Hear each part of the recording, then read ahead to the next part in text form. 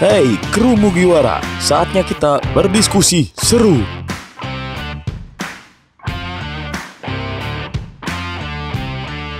Tanpa banyak yang tahu atau memperhatikan, ini adalah kelemahan Kaido dibandingkan Yonko lainnya.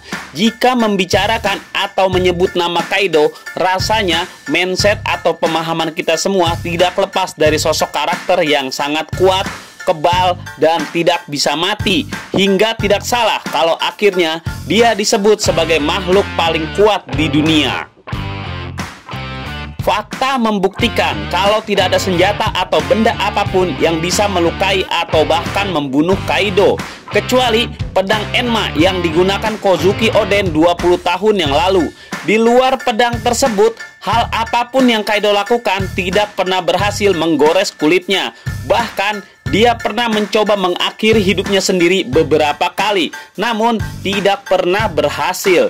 Di luar kekuatan tubuhnya yang luar biasa, Kaido juga memiliki kemampuan haki.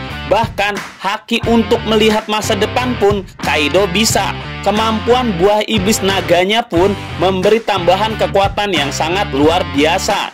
Bisa dikatakan Kaido adalah monster sejati di dunia One Piece.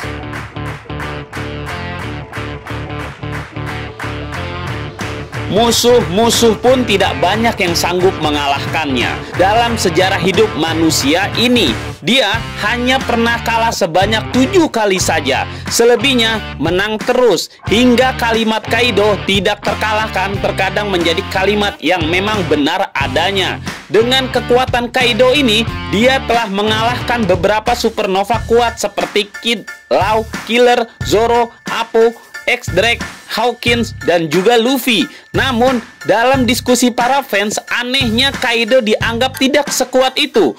Bahkan, dia dianggap paling lemah di antara 4 Yonko lainnya. Kenapa begitu? Benarkah demikian?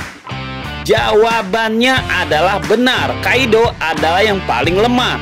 Tapi bukan dalam hal kekuatan, melainkan dalam hal mengurus kelompoknya. Coba saja perhatikan bagaimana Yonko lainnya mengurus kelompoknya. Terlihat solid, kuat, dan saling mendukung satu dengan lainnya. Tapi perhatikan bagaimana tim Kaido, apakah sekuat itu? Bagaimana sifat anak buahnya dan kekompakannya? Kelompok Kaido sangat berantakan dan bisa dikatakan tidak memiliki aturan ketat dalam struktur kelompoknya. Semuanya semau-maunya. Siapapun bisa berada di posisi yang tinggi selama mereka bisa menaklukkan orang di atasnya. Artinya tidak perlu sopan santun kepada atasan. Yang perlu mereka lakukan adalah berusaha mengalahkan atasan demi posisi atau jabatan penting di kelompoknya. Inilah kelemahan Kaido paling terbesar dalam segi kekompakan tim, kerjasama dan saling support atau mendukung. Suka tidak suka, dengan sikap mau menang sendiri dan berjuang sendiri-sendiri, maka akan menjadi kelemahan terbesar di kelompok itu sendiri. Sistem rivalitas yang tinggi justru membuat kelompok ini lebih sering bergerak secara sendiri-sendiri dibandingkan kerjasama kelompok. Bayangkan, jika dalam satu misi, jika atasan kesulitan dan berada di ambang kematian, bisa-bisa bawahannya sengaja akan membiarkan orang tersebut mati agar dia bisa mendapatkan jabatan tersebut nantinya. Sistem rivalitas yang diterapkan Kaido ini kemungkinan diadaptasi dari sistem yang sama yang diterapkan oleh Rox DCB terdahulu selaku kapten dari Kaido.